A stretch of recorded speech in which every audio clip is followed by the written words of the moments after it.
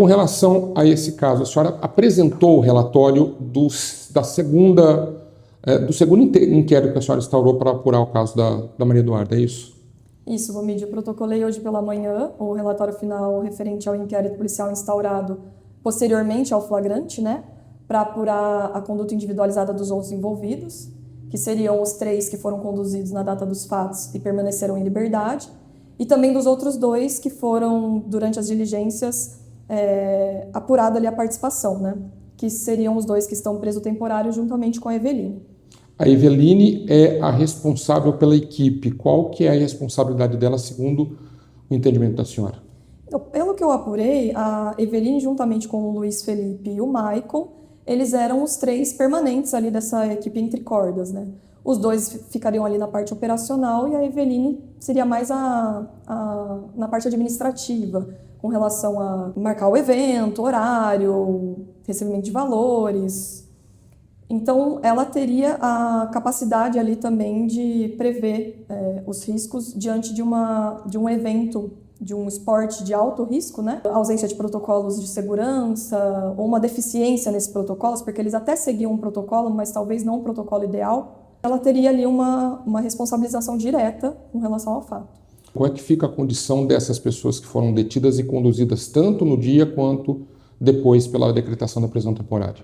Com relação à Eveline, eu, no relatório final, a indiciei, né, por homicídio qualificado pela modalidade do dolo eventual também, ali como posição de garante, apesar dela não ter a ação de causar a morte ali, ela tinha o dever de impedir o resultado, né, ou com relação ao João Antônio e o Gabriel, não foi apurada a participação com relação ao homicídio, então deixei de indiciá-los e representei pela revogação das prisões temporárias desses 2. Já com relação a Eveline, pelos fatos aqui relatados, eu representei pela conversão da temporária em preventiva. Então são 4 pessoas que devem ser responsabilizadas por esse crime, é isso? A princípio, sim. Os 3 primeiros presos em flagrantes que estão presos preventivamente atualmente e agora a Eveline também. Que tipo de prova que foi levantada contra essas pessoas, doutora?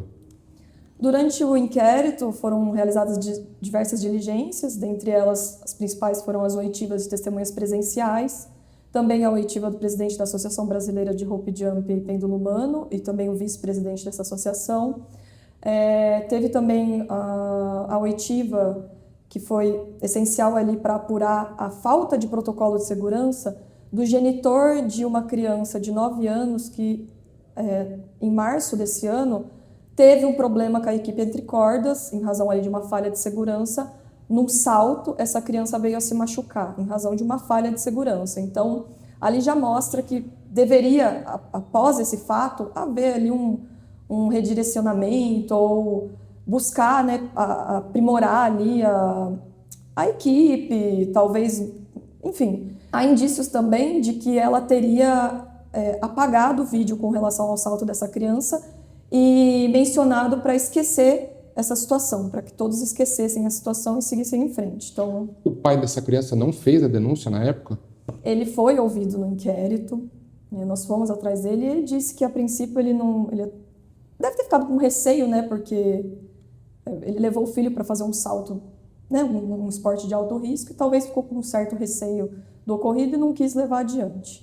O inquérito que a senhora instaurou pela segunda vez, o segundo inquérito da senhora, tinha como finalidade também tentar localizar a câmera que a Maria Eduarda segurava. Essa câmera foi localizada, deu para identificar quem tirou essa câmera dela. Com relação a esse equipamento, o que dá para falar, doutor? Infelizmente, essa câmera não foi localizada.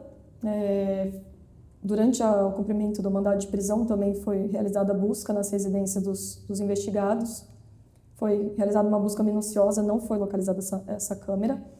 Contudo, há testemunhas que, a princípio, com a representação da prisão do João, ele, como estava na parte inferior da ponte, teria sido responsável por sumir com essa câmera.